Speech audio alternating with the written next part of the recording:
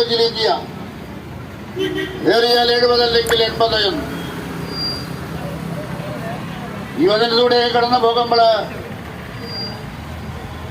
ദൈവം നമ്മളോട് ആവശ്യപ്പെടുക,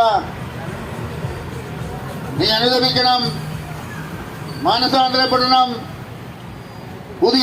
പുതിയ സൃഷ്ടിയായി മാറണം. ഒരുവൻ പുതിയ സൃഷ്ടിയാവുന്നില്ലെങ്കിൽ അവന് സ്വർഗരാജ്യമില്ല എന്നാ പറയുന്നത്. പുതിയ സൃഷ്ടിയാവുന്ന എങ്ങനെ? ആത്മാവിനാലും ജലത്താലും വീണ്ടും ജനിക്കുക. ആത്മാവ് എല്ലാത്തിനും മതിയായവനാണ്. പരിശുദ്ധാത്മാവ് കടന്നു വരുമ്പോഴാ നിങ്ങൾ യൂദയായാലും സമറിയായാലും ലോകത്തിന്റെ അതിർത്തി മുഴുവനും പോയി ദൈവത്തിന്റെ വചനം പറഞ്ഞണം എന്നാണ് ആത്മാവ് ആവശ്യപ്പെടുന്നത്.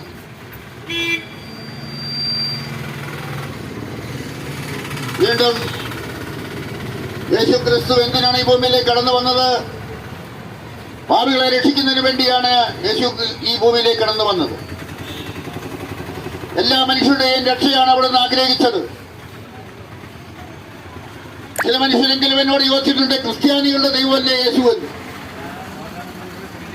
ക്രിസ്ത്യാനികളുടെ മാത്രം ദൈവമല്ല യേശു ക്രിസ്തു, മാനവരാശിയുടെ മുഴുവനും ദൈവമാണ്. കാരണം പാപം മോചിക്കാനുള്ള അധികാരം യേശു ക്രിസ്തുവിനാണുള്ളത്. യേശു മാനവരാശിക്ക് വേണ്ടിയും ലോകത്തിന് മുഴുവനുമുള്ള സകല മനുഷ്യ മക്കളുടെയും പാപങ്ങൾ അവിടുന്ന് ഏറ്റെടുത്തുകൊണ്ട് യേശു കുരിശിൽ ബലിയായി തീർന്നു. യേശു രക്തം ചിന്തി ഈ ലോകത്തെ രക്ഷിക്കുന്നതിന് വേണ്ടിയാണ്.